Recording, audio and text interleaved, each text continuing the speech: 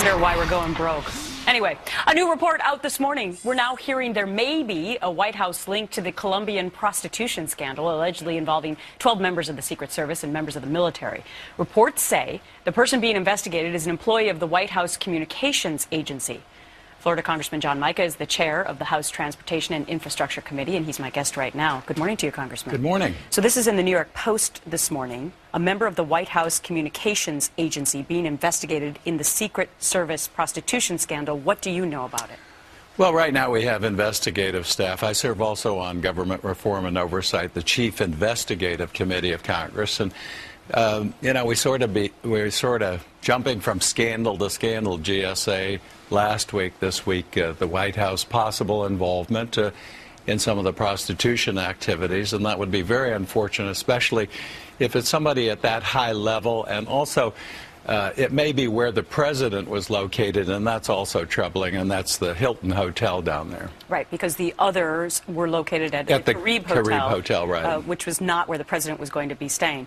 But didn't Jay Carney, the spokesperson for the president, come out yesterday and say, after looking into this over the weekend, that there was no association between anyone who works at the White House and this scandal? Well, the White House also sat for almost a year on the GSA information they were briefed on. They're not exactly ready to tell all. They've been embarrassed both by GSA and now by this scandal. So our job is to investigate it. If someone did wrong there, too, and was close to the president and part of the communications team, it's totally improper. We've now had the military involved, unfortunately. We've had a Secret Service, which is, some of our highest professionals in the land. I need to move on to what you were alluding to, the GSA situation. Now, you're going to be writing to them tomorrow to call for whose immediate dismissal? Well, Mr. Neely, I think we've all seen him in his hot tub and really thumbing his nose at the public and the government, even the White House.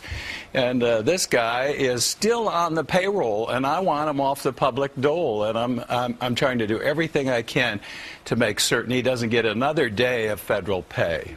So while we're doing all these hearings and investigation and more information's uncovered, let me take the flip side of the question, which is, are all these hearings at taxpayer expense worth the taxpayer dollars to get to the bottom of the taxpayer waste? Absolutely. And I always say the GSA scandal is only the tip of the iceberg.